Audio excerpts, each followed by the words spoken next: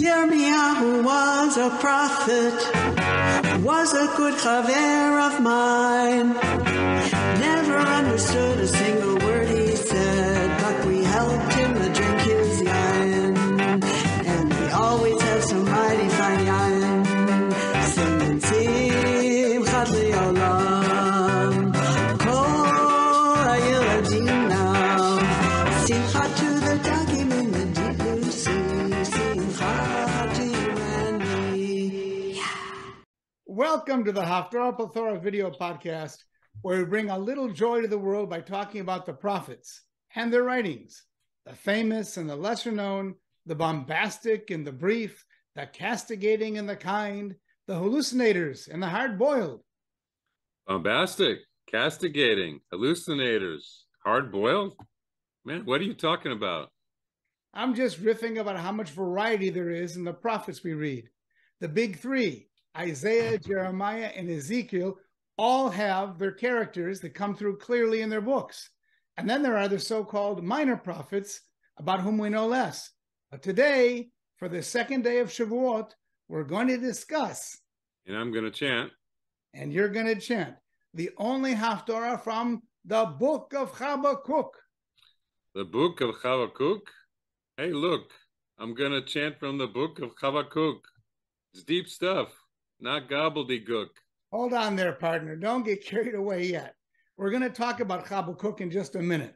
But first, I'm Larry Herman, drinking some very fine wine and talking Haftarah with my very good chaver, Rick Muller, the king of cannellation. How are you doing today, Rick?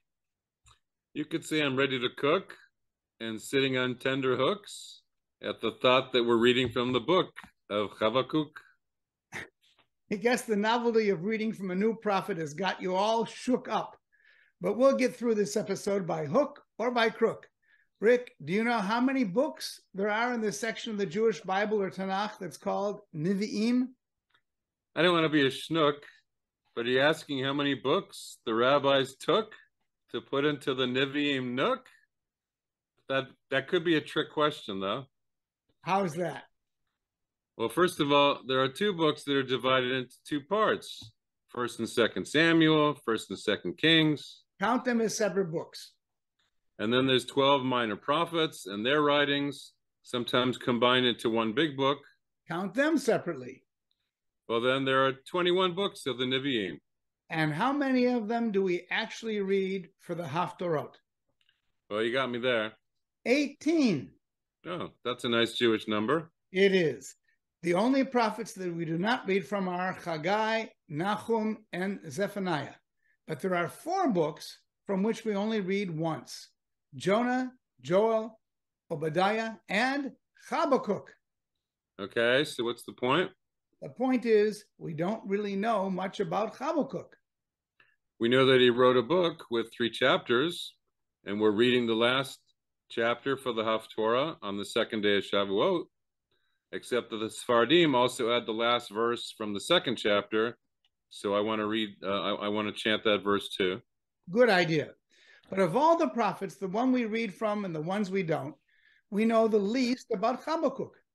His name only appears in the Book of Habakkuk, and then only in the first verse and of the 1st and 3rd chapters. We don't really know anything about him. Not his place of birth, not his family, not his occupation. We can guess his era by the context of his prophecy, and he appears to be a contemporary of Jeremiah and Ezekiel, but perhaps a bit earlier. From the content of the 59 verses of his book, he prophesied and wrote during the rise to power of the Babylonians. Here's what Sephariah has to say about him. Speaking during the First Temple period, likely toward the end of the 7th century BCE, Habakkuk opens by charging God to explain the unjust success of the Chaldeans, the oppressors of Israel. God responds, encouraging patience and suggesting that the righteous person shall live by their faith. The book ends with the prophet's prayer of praise to God. So it's good that we're reading from the last chapter. I agree. The Jewish Study Bible says that the last chapter is like a psalm, and that's why it has its own psalm-like introduction. The first 2 chapters, on the other hand, are a dialogue between Habakkuk and God. How about if we conclude our dialogue and get to discussing the trope? Considering the paucity of special trope in this Haftarah, we might not have a lot to talk about. You know, I can make something special out of any combination of trope, but you're definitely right. There's no pazers here, no tilisha gedolas or katanas, not even one of your favorite kadmavias law combos. Oh, no. But it does have something that no other Haftarah has, and that's a musical instruction or two. You already mentioned that chapter 3 begins with an introduction like a psalm. Here it is. Tefillah lachavakuk hanavi al shigionot. A prayer of the prophet Habakkuk in the mode of shigionot. What's a shigionot? You mean what are shigionot? It's plural. The meaning is uncertain, but there is a similar reference in the introduction to Psalm 7, which starts, Shigayon leDavid asher shar laDonai. Not sure about the trope there. There's double sets of trope in the Psalms. A Shigayon of David, sung to Adonai. Maybe it's a kind of song. Aha. The Jewish Study Bible also says that it's uncertain, but that perhaps it's a psalm of supplication. Alter, on the other hand, thinks that it could be a musical instrument and that the root of the word suggests a rhapsodic or elevated state. That works for me. And we've got another mysterious word that appears 3 times and might well be another musical direction. In verses 3 and 9 and 13, we have the word Selah. The first 2 times with an etnachta underneath it, the inflection point of most verses, the middle of most verses, and the last time as the final word with a siluk under it to show the end of the sentence. In our Eitz Chaim Chumash, the word isn't translated, but just transliterated, as if we all know what it means. You mean like Amen Selah? Exactly. But I don't know what that means either. But we're in good company, since neither does Robert Alter. He uses the transliteration and writes in his commentary that Selah is a musical notation of unknown character that often appears in Psalms. And when I looked the word up in Sefaria, they gave 2 definitions: to lift up or exalt, and a technical musical term probably showing accentuation, pause, or interruption. I like accentuation, all of which supports the idea that this was written as a psalm. And we have further indication of that in verse 9, where Selah appears. The 3 words that precede that, Shavuot, Matot, Omer, seem completely out of place and have puzzled scholars and commentators for ages. It says it right there in the Eitz Chaim commentary down below. One theory is that they were originally Masoretic marginal notes or instructions about when this text was supposed to be read, and those words migrated into the text itself. I mean, as a scribal error. You could call it that. And indeed, we read this text on Shavuot, although the strained translation here is Shavuot, like oaths. The difference is in the vowels, which aren't written in the original, of course. Very interesting. What else have you got for us, Rick? Well, I see a huge connection throughout the Haftarah with one aspect of Shavuot. What's the main theme of the holiday? The giving of the Torah, of course. And how did that happen? Where did it happen? Mount Sinai. And what was going on? Kind of a sound and light show? You bet your boots. Lightning, thunder, smoke, fire, and a heavenly shofar that shook the whole earth before the giving and after the giving. And this Haftarah is just filled with similar images. Verse 3, His majesty covers the heavens, and his splendor fills the earth. Verse 4, it's a brilliant light that gives off rays on every side. Verse 6, God standing up makes the earth shake. Verse 10, the mountains rock at the sight of you. And then later in verse 10, loud roars the deep.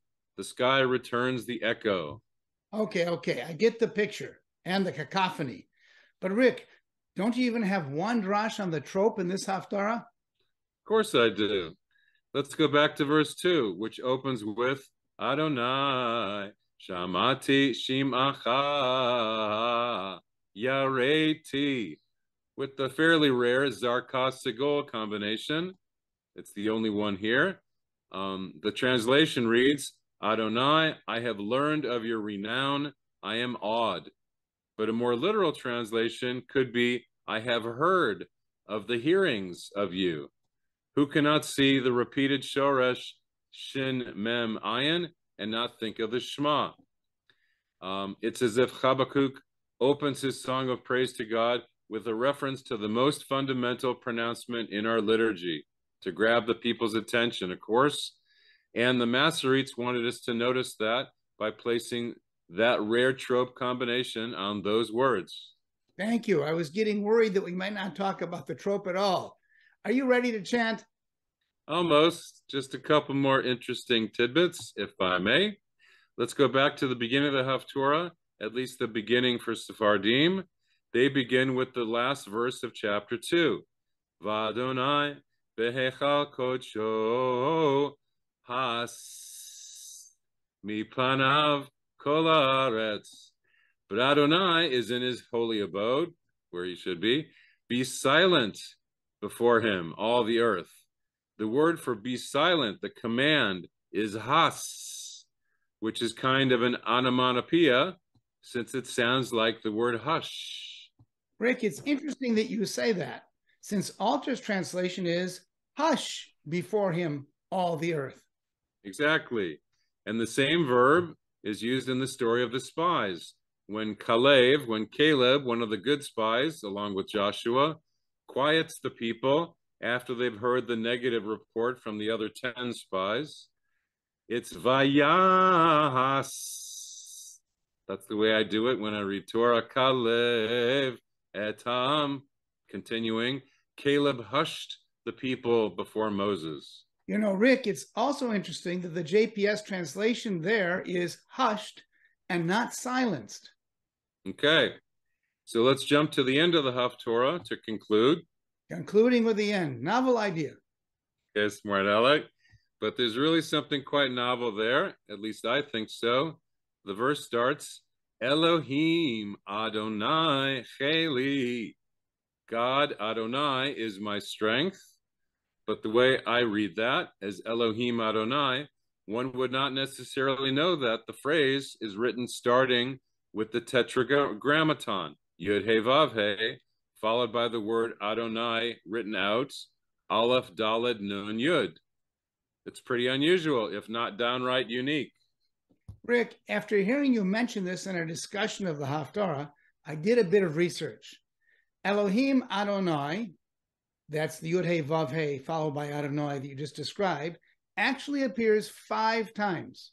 In addition to here in Habakkuk, we find it once in 1 Samuel and 3 times in Psalms. But the more common occurrence is the reverse. Adonai Elohim, with Adonai written out and Yud He Vav He following, and that appears an astonishing 400 times or so, the vast majority of those in the book of Ezekiel. And then there's also another version of Adonai Elohim, written with the tetragrammaton first, followed by Elohim spelled out, and this occurs about 36 times in the Tanakh. And at the very end of the Haftarah, we return to our earlier discussion of musical notes. The final 2 words of the Haftarah are the oddly appended Lamnatseach bin Ginotai, which gets translated by the eights as for the leader with instrumental music. That doesn't make much sense. If anything, it sounds like an introduction. Rick, it probably was an introduction, but to another psalm. Alter posits that this chapter of Habakkuk was copied from a manuscript of Psalms, and that the scribe unintentionally included the first line of the succeeding psalm. There are, in fact, 6 psalms that begin with a variation of Lamnatseach bin Ginot. Right, related to the word nigun, which tells that they were giving an instruction to sing, to use a melody. But putting it at the end there was another scribal error, I suppose. Well, hopefully there won't be any errors when I chant, which I'm about to do. Our viewers can follow along on the screen with Norm's beautiful text, or in the Eitz Chaim Chumash itself, starting on page 1326. But first, the bracha. Baruch atah Adonai Eloheinu melech haolam asher kichanu b'mitzvotav v'tzivanu la'asok b'divrei Torah. Amen. V'Adonai behechal kodsho hasmi panav kol haaretz tefila lach-Habakkuk hanavi al shigionot Adonai shamati shimacha yareti Adonai pa'alcha bekerev shanim chayehu bekerev shanim todia berogez rachem tizkor Eloah miteman yavo v'kadosh mehar paran sela kisa shamayim hodo utihilato mal'ah haaretz v'nogah kaor tiyeh karnayim miyado lo v'sham chevyon uzo lefanav yelech daver v'yetze reshef leraglav amad vayimoded eretz ra'ah vayater goyim vayitpotzetsu harare'ad shachu givot olam halichot olam lo tachat aven ra'iti ohole chushan yirgazun yeriot eretz midyan havin harim chara Adonai im ban harim apecha im bayam evratecha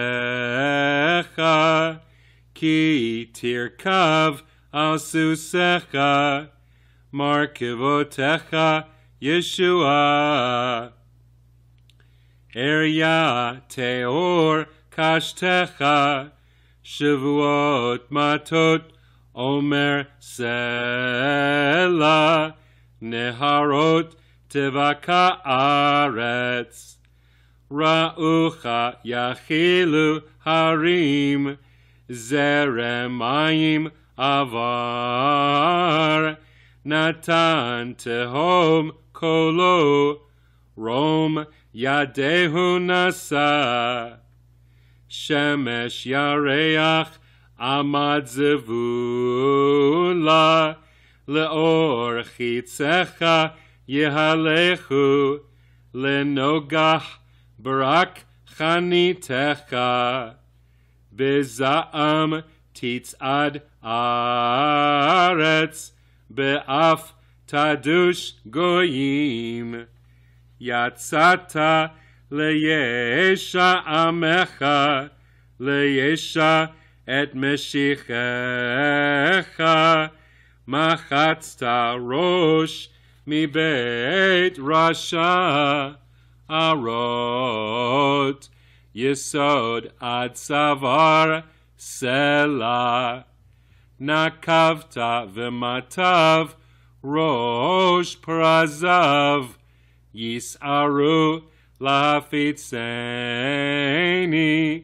alit sutam kemo le'echol ani bamistar darachta vayam susecha chomer mayim rabim shamati vatirgaz bitni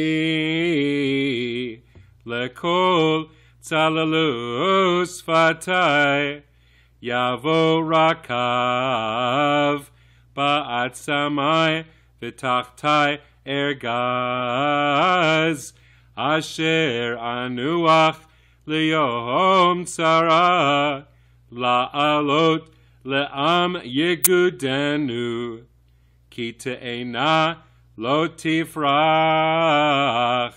ve'ein yevul bagfanim ki chesh ma'ase zayit ushdeimot lo asa ochel gazar mimichla tzon ve'ein bakar barefatim va'ani b'Adonai eloza agila belohe yish'i Elohim Adonai cheli vayasem raglai ka'ayalot ve'al bamotai yadricheni lamnatseach binginotai. Rick, that was an unusual Haftarah, if I do say so. I look forward to hearing it again on Shabbat, even though I won't be celebrating the second day of Shavuot. Come on, you can still celebrate. Maybe we'll have a cookie at the Kiddush together. Oh, yeah. Rick, when it comes to Haftarah, you're no rookie, even if you look like a Wookiee. As always, thanks to Norm Gar for all the beautiful graphics, text, and editing. Don't forget to write us with your thoughts and comments. Our emails are below, and if you like our Zoomcast, please forward the link to your friends and family. We only have 3 more new Haftarot to cover. Our next new episode will be for Pinchas in early July. Until then, enjoy our reprise episodes. Shabbat Shalom and Chag Sameach.